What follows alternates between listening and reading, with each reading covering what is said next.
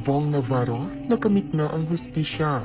Nagbubunyi ngayon ang maraming fans and supporters ng komedyante, host at dancer na si Vong Navarro dahil sa inilabas na hatol ng Taguig Regional Trial Court o RTC Branch 153 laban kina Cedric Lee, Denise Cornejo at ilan pang kasangkot sa kasong serious illegal detention for ransom na isinampa sa kanila ng 8 Showtime host. Ngayong Webes May 2 ng kasalukuyang taon, binasa sa korte ang naging hatol sa mga sospek na sina Cedric Lee, Denise Cornejo at dalawa pang sangkot na sina Zimmer Ras at Ferdinand Guerrero. Inutos din ng korte ang pag-aresto sa mga akusado para sa parusang pagkakakulong ng habang buhay. Pinagbabayad ang mga ito ng 300,000 pesos kay Vong Navarro bilang bayad pinsala.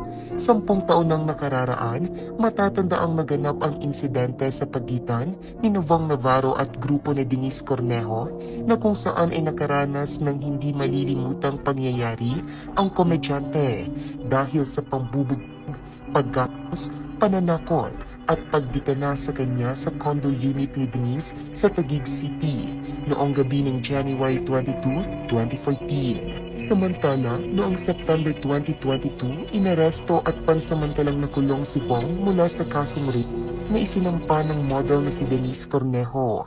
Kinalaunan ay pinayagan namang makapagpiyansa ang aktor sa halagang 1 million pesos upang makamit ang pansamantalang kalayaan.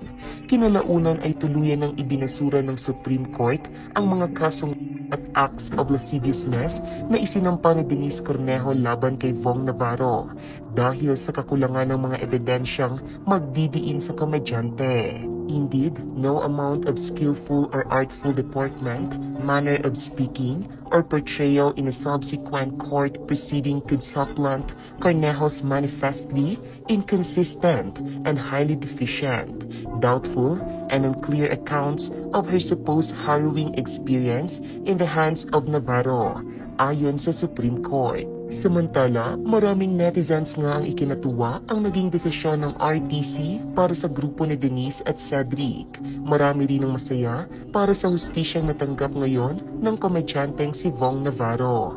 Congrats Vong Navarro, nabigyan din ng justice yung ginawa nila sa iyo. Yan ang dapat sa inyo. Vong Navarro, finally, nakamit mo na po ang justice. Deserve niyo yan. Himas rehas kayo ngayon. Congrats, Kuis Vong Navarro. Nakamit mo na rin ang hustisya. Justice is served.